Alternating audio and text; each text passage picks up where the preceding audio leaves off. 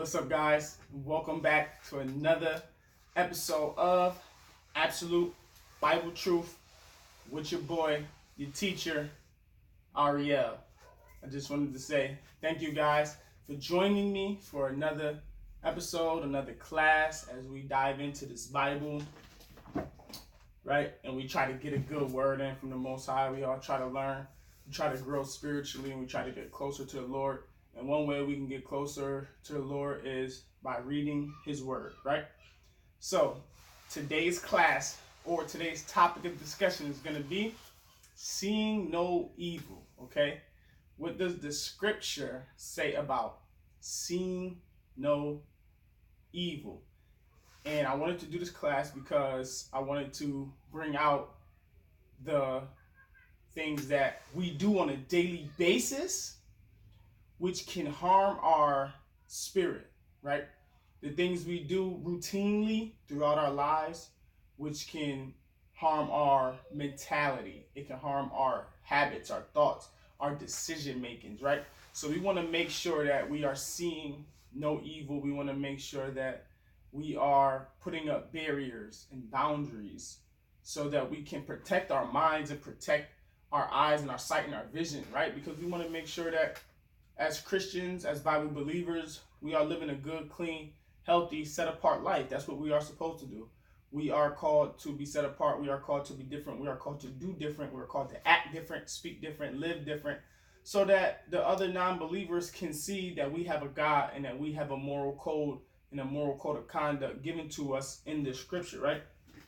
This Bible is not just a book of fairy tales, or this Bible is not a book of just mysticism or spiritual things that are hard to be understood. The Bible is full of practical wisdom, knowledge, and understanding to apply every single day. A lot of people take the spiritual things of the Bibles, the angels, the book of Revelations, and all of the spiritual aspects, right?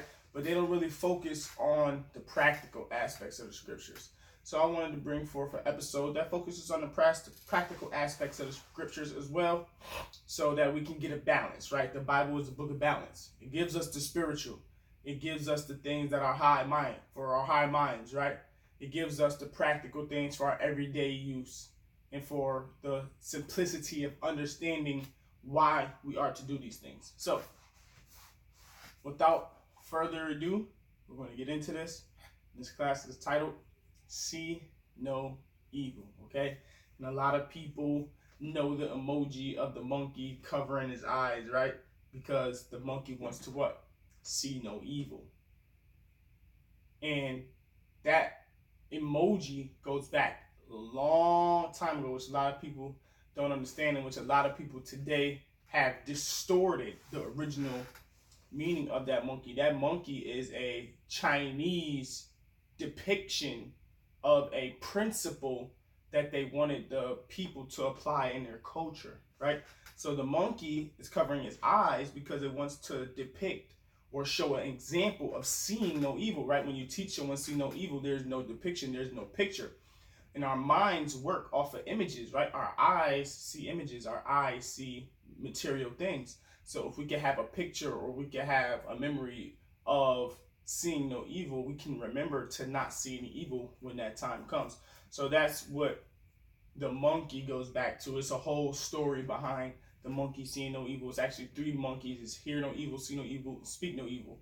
We'll get into those in another topic. But today we're going to focus on seeing no evil. And what does the scripture say about seeing no evil? All right. And we're going to get this started off in the book of Psalms. All right.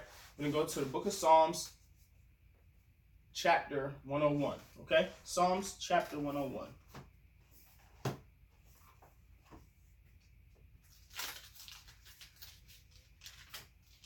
We're going to go to Psalms chapter 101, and we're going to start with verse 3, okay?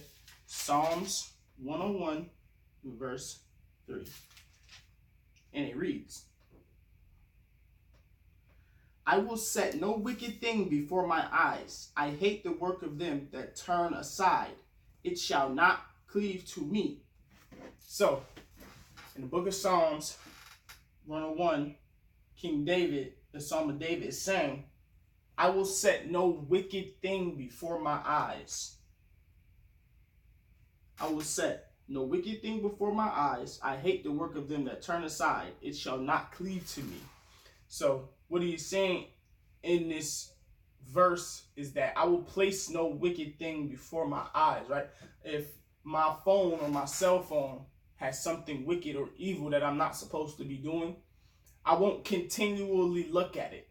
I won't continually give it my attention. I won't continually focus on the images of the evil things set before me. And a lot of people set a lot of evil things before them without even knowing. A lot of evil things on their phones, a lot of evil things in movies, and a lot of evil things in television, right? We set these things before our eyes because of how we grew up, because of how we are socialized, right? How we are socially engineered, right? Our society has made evil things pleasurable. They have made evil things desirable. They have made evil things fun and cool, right? We're not supposed to be giving attention to evil things. We're not supposed to be seeing evil things with our eyes. We're not supposed to be watching pornography, right? That's evil because sex is for husband and wives. Sex is not for man and women, okay? Husband and wife, all right? We getting deep with this, not just man and woman. Man and woman sleeping together is fornication, all right? And when you're watching pornography, you're watching fornication. And we are not supposed to be setting any fornication or pornography before our eyes, okay? Also, on your cell phones, right? We set evil things before our eyes when we see people cheering on and parading about someone who just got horribly beaten up in a fight, right? There's a ton of fight videos being shared in this modern day and age of technology and the cell phone. There's always a fight of someone being ratchet. There always is a fight of someone acting out of character, right? You see a group of girls jumping on one girl and beating her down, and we're laughing and we are smiling and we're cheering it on, right? We're looking at it, oh, is that what she get, or that's what she deserves, or she shouldn't have did this, or she shouldn't have did that, right? We are clearly setting before our eyes evil actions, and we're applauding it and laughing at it, and we're sharing it with our friends. We have no filter, we have no barriers, we have no standards at which we are to set up in our lives so that we don't do these things, right? We're not supposed to be laughing at people stealing or children cursing. These are all evil things, but they've become normal. Society has made them normal, and we accept them as normal. But as Christians, we are not supposed to have these things be normal to us. We are supposed to set the standard when someone tries to show us a video of someone being ratchet, or a girl twerking in a strip club, or a guy misleading or cheating on women. We're not supposed to be applauding the fact that he's a player. We're not supposed to be applauding the fact that he's a pimp. We're not supposed to be applauding the fact that people are doing evil and wicked things and are getting away with it, right? That's supposed to be contrary to our beliefs. We don't applaud unrighteousness. We applaud righteousness. We don't applaud deceit. We applaud justice. But when people are being deceitful, we find it funny. Like, a lot of people watch the show Scandal when it's about a woman trying to gain power and sleeping with other men in power to get what she wants, right? That's an evil show we're not supposed to be giving our attention to. We are supposed to look at what we're watching and examine it with the eyes of the Lord. And we're supposed to see, is this worthy to be in front of our face? Like, what good is going to come from me watching this show? Like, we're getting entertained with evil things. So we have to always make sure and examine, what are we watching? What am I going to get from this? What is the benefits of it? Is it good? Is it bad? Is there something, is there a teachable lesson here? Right? So we got to make sure that we're not just being entertained with evil, right? It's a guilty pleasure, right? You know you're not supposed to be doing it, but you do it anyways because you get a desire. It's desirable. It's pleasurable. It's a guilty pleasure. You see, guilty means you did something wrong. You're guilty. In court, when you commit a crime and they find you guilty, you get a punishment. But it's pleasurable. So it's guilty pleasure. And we're just giving our attention to all of our guilty pleasures, which we're supposed to fight, because we're supposed to be Christians. We're supposed to be people who are setting the standard and changing the way people do things. We're not supposed to applaud people being gangsters. We're not supposed to applaud women for being deceitful and manipulative and using men to get what they want, or men using women to get what they want. We got to be careful at what we do and what we watch, right? See no evil, okay? Set no wicked thing before your eyes. If your phone is something wicked on it, delete it. If you have a friend which is sending evil things in your news feed, unfollow that friend, all right? Unfollow them, because they have hold on you, because you continually watch their page, or it pops up in your news feed and you see the evil things that they post and they get a laugh at, or they chuckle, and then you find yourself laughing at it and chuckling at it, and then you end up making it not a big deal, right? Which it is a big deal. So we got to make sure that we are setting up those barriers and parameters in our lives, all right? So set no wicked thing before your eyes. You control what you set before your eyes most of the time, okay? So put a control on it. Unfollow people, unfriend people, block people, and try your best to set no wicked thing before your eyes. All right, now we're going to go to Psalms 119. Psalms 119, just a couple chapters ahead. Psalms 119, we're going to read Psalms 119 and verse 37. 119, Psalms 119 and verse 37. I'm reading out of the King James Version Bible, by the way. King James Version Bible. Psalms 119 and 37. Turn away mine eyes from beholding vanity, and quicken thou me in thy way. So, turn away my eyes from vanity, right? Let's say you are watching something on your computer and a pop-up pops up of something inappropriate or obscene, right? We're not supposed to follow that link. We're supposed to turn our eyes away from that wicked thing, that vain thing. Vain means nothing. It's empty. It's destitute. There's nothing there for us. There's no benefit of us seeing that. There's no benefit of us watching a child act like an adult, like our daughters or our nieces and our younger generation, 4-year-olds, pretending to dance like they're in a strip club. You find entertainment from that. You find pleasure from that. You find joy from that. You laugh and you say, oh, look at this. Oh, look at that. Like, she being so bad. She's so grown. But yet, you're not defending the appropriate behavior. You're not condemning that. You're not making it uncomfortable for those people to be around you. You're laughing and you're enjoying it right with them. You're joining in and cheering them on when you're supposed to be. That's inappropriate. That's wrong. She's not supposed to be doing that. She needs to stop doing that, right? It takes a lot to stand up to the wicked, because the wicked has become normal. So if you stand up to what's normal, people think of you as weird. You become anti-normal, right? So you become the enemy. You become someone who they look at funny, but it's okay. You're supposed to do that, because you're not supposed to see evil. You're just supposed to turn your eyes from evil things, okay? So, that was Psalms 119 and 37. Now we're going to go to Job 31, okay? Job 31, as we make our way through this See No Evil class, all right? See no evil, brothers and sisters. Try your best to see no evil. I know that it's hard. I know that you live in a world full of evil, and I know it's hard to turn your eyes away from it, but practice it as much as you can, okay?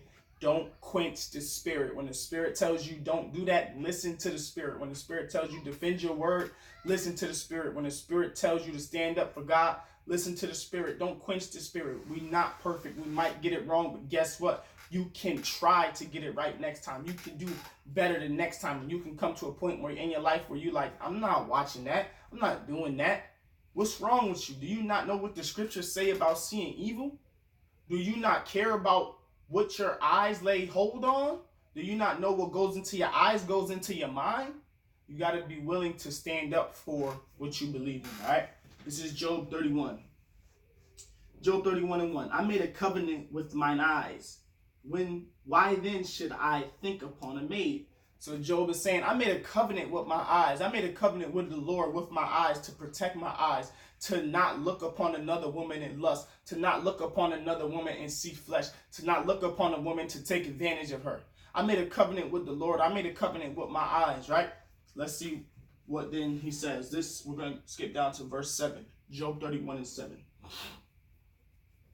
If my step have turned out the way, and my heart walked after my eyes, and if any blot have cleaved to my hands, then let me sow and let another eat. Yea, let my offspring be rooted out. So what Job is saying here is, if my heart follows my eyes, let me be wrong. Let me be seen as unworthy. Let me be seen as I did a bad action, right? Because if you see evil and it gets into your heart and you follow after the evilness within your heart, then you're wrong. Then you are in a position to be judged by the Most High and condemned, right? So Job's saying, I made a covenant with my eyes to see no evil. And if I do evil, let my offspring be rooted out, meaning let my grandkids be taken away. Let my kids be taken away. Let my lineage be destroyed. Let me be destroyed so that I have no offspring. I have no grandkids. I have no children. I have no great-great-great-grands, right? Because I'm destroyed. Because I broke the covenant with my eyes. We all made a covenant with our eyes. We all made a covenant with our hearts and with our minds when we came before the Most High and we accepted His only begotten Son, Jesus Christ. And we accepted that the Word is the true living God, the true and living Word of God. And we said we're going to follow it, right? So we made this covenant as well. So we are to protect our eyes. We are to, if we see something evil, right? Let's say we are in a mall and we see a woman half naked, chest out, bit all like just crazy, right? Or we see something evil other than nakedness. Let's say we see someone stealing, or let's say we see someone doing something wrong that we're not supposed to be doing. Whatever it is that is, right? We're not supposed to follow after them. Like, we are to be in the world. We are not to be of the world, right? We're not supposed to go to nude beaches. We're not supposed to go to the mall with people who we know are about to steal, right? We're not supposed to be stealing. We're not supposed to be lusting. We're not supposed to be fornicating. We're not supposed to be deceitful. We're not supposed to be lying. We're not supposed to be manipulating. We're not supposed to be taking advantage of the poor. But if we see someone taking advantage of the poor and we have no power to do anything about it, we're not supposed to follow it. We're supposed to stand up against it. We are supposed to be a voice to the voiceless. We are supposed to be the strength of the weak. That's what we're placed on earth to do. We're supposed to be strong and bold in the Lord and be opposite of what the world is. If everyone is lying, that don't mean you lie. That's evil. Manipulation, deceit, that's evil, right? You're not supposed to be doing those things, okay? So we all made a covenant with our eyes just like Job. So we are not to allow our eyes and our heart, or what we see with our eyes, get into our heart. We may see it, but we have to fight that temptation, right? It's easy to lie. It's easy to steal. It's easy to give in to what everyone else is doing, right? If they're going to go and do something wrong, if they're going to plan to go jump somebody for just being from another side of town, we're not supposed to be partaking in those things. Even if you see someone at your job stealing something, we're not supposed to be, oh yeah, he did it, so I'm going to do it too. We are supposed to fight that temptation, and that temptation is in all of us, and that temptation is our flesh. The flesh is on everybody. The flesh is opposite of the spirit. The flesh is on you, but the spirit is inside of you. We're supposed to follow that spirit. We're not supposed to follow this flesh. All right, now we're going to go to Isaiah 33. Isaiah 33, 14 through 15. Let's go to Isaiah 33. We're going to finish talking about seeing no evil, okay? Isaiah 33, 14 and 15. Isaiah 33, 14 and 15. And it reads, the sinners in Zion are afraid. Fearfulness have surprised the hypocrites. Who among us shall dwell with the devouring fire? Who among us shall dwell with everlasting burnings? He that walketh righteously and speaketh uprightly, he that despiseth the gain of the oppressions, that seeketh his hands from holding of bribes, that stoppeth his ears from hearing of blood, and shutteth his eyes from seeing evil. Okay?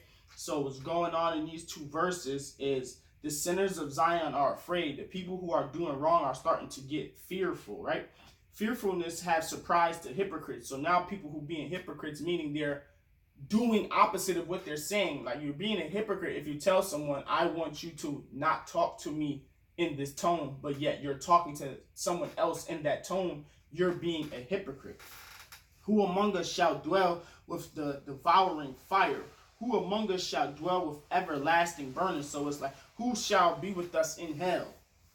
He that walketh righteously and speaketh uprightly, he that despiseth the gain of the oppressions, that shaketh his hands from holding of bribes, that stoppeth his ears from hearing of blood, and shutteth his eyes from seeing evil. So now it's talking about being opposite of those people doing those evil things, okay? And it's the person who shutteth his eyes from seeing evil, okay? It's the person who shutteth his ears from the hearing of blood, right? So now you're doing opposite of what everyone else is doing. You're putting yourself in a position to not be caught up with people doing wrong, the sinners, okay? We have to shut our eyes and turn our ears from that evil, all right? Because we don't want to end up following that evil and then being cast into hellfire with those sinners or with those wrongdoers or with those evildoers and the hypocrites of the land. We don't want to be seen in that light, so we got to shut our eyes from seeing evil. All right, so now we're going to go to Matthew 27 and 29. And it's not easy to turn away from evil, especially at a young age, because a lot of us was followers at one point in our lives, and a lot of us have done things because someone else was doing it, even though we knew it was wrong. Like, you don't have to know the Bible to know that stealing is wrong. Everyone believes, for the most part, that stealing is wrong, right? So you knew that without reading this word, but yet you joined in stealing when you were younger and you had the chance. But as you grew older, you knew it was wrong, and you knew that you made the decision to stop doing it. So we got to make sure that we are teaching people to make the decision to not join in with those people who are doing evil, and to turn our eyes from that evil, to shut our eyes from that evil. All right, this is Matthew 5. We're going to go to Matthew 5.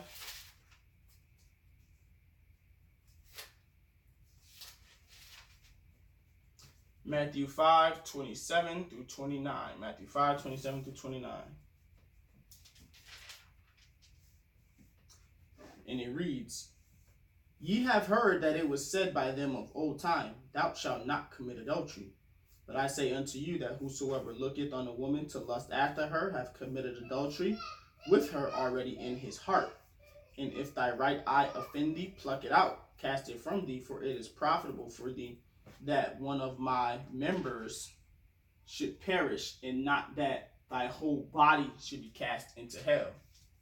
So what Christ is saying here is he is magnifying the law. He's magnifying it. When you put a magnifying glass on an ant, the ant gets bigger, right? Magnifying it makes it bigger. It makes it deeper. It makes it easier to understand, right? You get to the big picture. You get to the origin of what's being explained. So what Christ is saying is, if you look, back in the day, if you look on a woman to lust after her, it was still wrong, right? And if you sleep with her, that's adultery because she's married, right? So if you sleep with a married man's wife, you commit adultery, and the wife commits adultery, and you both are in the judgment seat and to be put to death, right? But Christ said, if you look at a woman to lust after her, you've already committed adultery in your heart. Why? Because you must think it before you do it, okay? All actions are offspring of thoughts, okay? You have to think it before you can do it. So before you cheat on a woman, you have thought about cheating on that woman. Before you steal, you have thought about stealing. Before you lie and be deceitful, you have thought about the lie and thought how to be deceitful without getting caught. So thoughts are things, and they lead to actions. Your thoughts lead to action. So what he's saying is, if you think about lusting after a woman, you've already committed adultery in your heart. And he's saying that, why should the whole body perish just because your eye is wrong? So what he's saying is, cut out your eye so that you can save the rest of your body, which is not literal. Okay, this is not literal, it's deeper. He's using literary elements to explain a deeper meaning, right? He's using things that you know, things that you can see, that you can relate to help you understand the big picture. And the big picture is, stop that action, sacrifice that thing which is holding you back, okay? If your right eye offends you, pluck it off. Meaning, if your right hand man is doing wrong, cut him off. Meaning, if your cell phone is stopping you from being productive, cut it off, right? It's deeper. You got to make sacrifices for these things. You got to make sacrifices to be the best you can be. You got to make sacrifices to be your best morally to the Most High, okay? You have to cut things out, put them away from you, be set apart from those who are doing evil. And if your right eye offends you, pluck it out. If your right hand man is doing wrong, he's being evil, he's lusting after women, fornicating, then 9 times out of 10, you're going to be lusting after women and fornicating, because it's easier to do evil than to convince someone to do good. That's why you can have 100 people wanting to play football, and then one person wanting to play basketball, and what you think everybody going to do? They're going to go play football. Why? Because everybody's playing football. Because people are followers by nature. We love to follow things. So it's harder to be a leader. So what this is saying is, if something is wrong, you got to sacrifice it. You got to stop doing that behavior so that you can be out of sin instead of in your sin. Okay, we have to get rid of our sin. All right? Now, let's go to Matthew 6. Matthew 6, 22 to 23. Matthew 6, 22 through 23. The light of the body is the eye. If therefore thine eye be single, thy whole body shall be full of light. But if thine eye be evil, thy whole body shall be full of darkness. If therefore that light is in thee be darkness, how great is that darkness? So, what Christ is explaining again, it's a deeper meaning to this, right?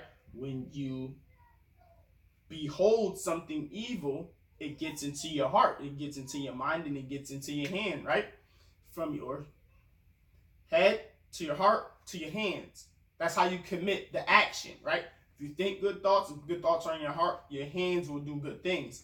But if you think bad thoughts, and if that bad thoughts gets in your heart, your hands will do evil things, right?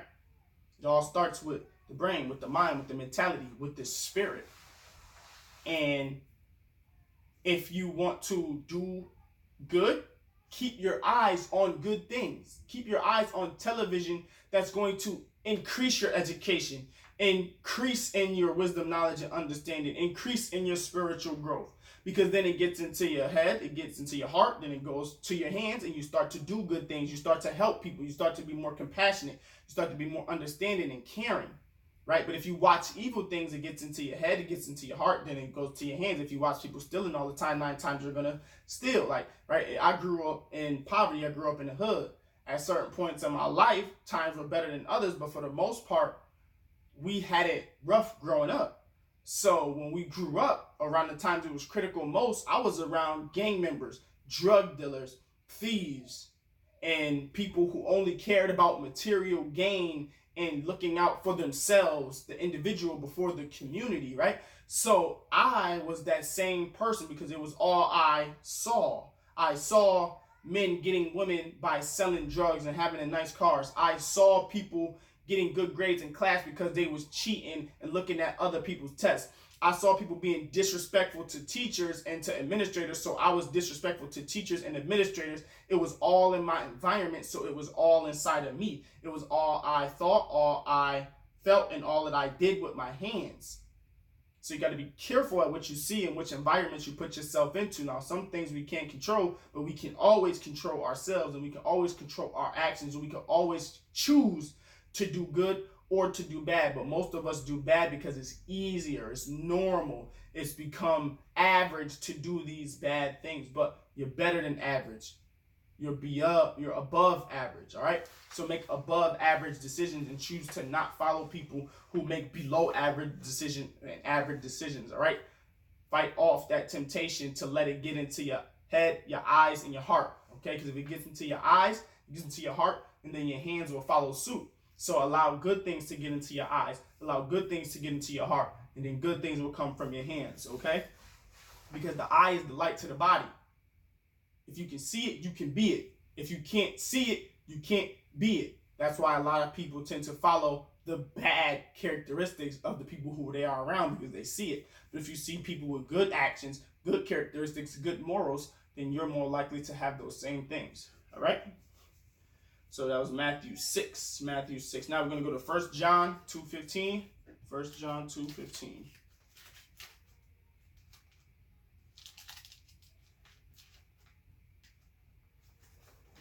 We're going to go to the book of 1 John's. All right? 1 John's chapter 2, verse 15 through 16. And it reads, "Love not the world, neither the things that are in the world. If any man love the world, the love of the Father is not in him. For all that is in the world, the lust of the flesh, and the lust of the eyes, and the pride of life is not of the Father, but is of the world." Right? "And the world passeth away, and the lust thereof, but he that doeth the will of God abideth forever." So that was 1 John chapter 2, verse 15 through 17. 1 John chapter 2, verse 15 through 17. And what's in the world is the lust of the eyes, man, the lust of the flesh. The flesh is never full, it's greedy. So when you want to do bad, you'll never get enough of doing bad because your flesh is unsolvable. It's insolvable. You can't fulfill it. It's unfulfillable. The flesh wants more and more and more and more and more. The flesh is greedy. The flesh will eat you alive if you feed it. But you got to stop feeding your flesh and feed your spirit. You got to stop feeding into the world and be of the Father, because if you love the world, the love of the Father is not in you. Okay? The love of the Father is righteousness. The love of the world is unrighteousness. You got to stop following those who oppress the poor and take the money from them and make them poor and keep them poor. You got to stop following the people who lie and continue to lie to people and deceive them and manipulate them. You got to stop following people who are lusting after other women or lusting after other men who see them as material objects and not as human beings, as someone they can use, abuse, and throw away, and not as someone who needs to be empathetic, compassionate, and caring. All right? So you got to make sure that the lust of the world is not something you are striving to be like. You have to make sure that the love of the Father is in you, and not the lust of the world. All right, so now we're going to go to the last one, and that's Psalms 25 and 15. This is the last one, Psalms 25 and 15.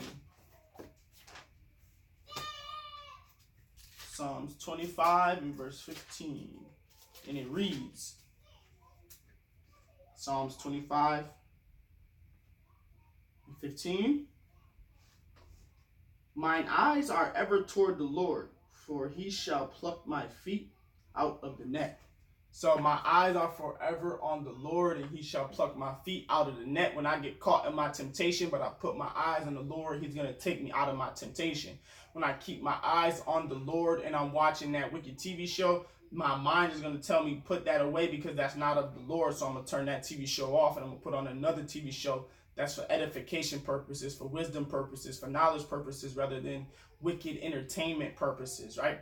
So when you are in a trap, but you keep your eyes on the Lord, he's going to pluck your feet from that trap. So we always got to keep our eyes on the Lord, always keep our eyes on righteousness, and always keep our eyes on God, his word, and always try our best to be good soldiers in Christ, to be good servants in Christ, to be good followers of Christ, okay, Lord? And the way that you can do that is putting up barriers and standards and blocks in your house or in your life to see no evil, okay? Because if you see it, you can be it. So if you see evil, you're more likely to do evil. Get yourself out of the environments. Get yourself out of those social media apps. Get yourself away from those wicked people. Put up those blocks, those barriers, and those standards, right? Put up those zones as to where you can focus on good and do good. All right? Thank you for watching. It's your boy Ariel. And last but not least, right? Need you guys to go to my website, Ariel Merch, and get yourself a culture change t-shirt, all right? Because we're changing the culture. We're changing the culture from being financially irresponsible to financially responsible. We're changing the culture from being people who talk about the Bible to being people who read the Bible and do the Bible. We're not just going to talk about it anymore. We're going to read it. We're going to do it. We're going to be it. We're going to be examples of the word. We're changing the culture from uneducation and miseducation to proper education and education that leads to our growth and our transformation. All right? Because your information leads to your transformation. If you don't ever educate yourself, you never get the information. So we're changing the culture one thing at a time, because you change the culture, you change the hearts of the people. And if you change the hearts of the people, you change the world. All right? So you can check me out on Facebook under Ariel Inspires, Instagram Ariel Inspires. Check out the store, arielmerch.com. Again, that's arielmerch.com. Get your culture change tee. Link is in the description below. Follow that link, cop you a shirt, and join the movement. All right? You can also catch me on my other YouTube channel. It's Ariel Inspires, to where I do more professional speaking engagements and teachings on how to grow more so in the secular world. All right? Thank you again.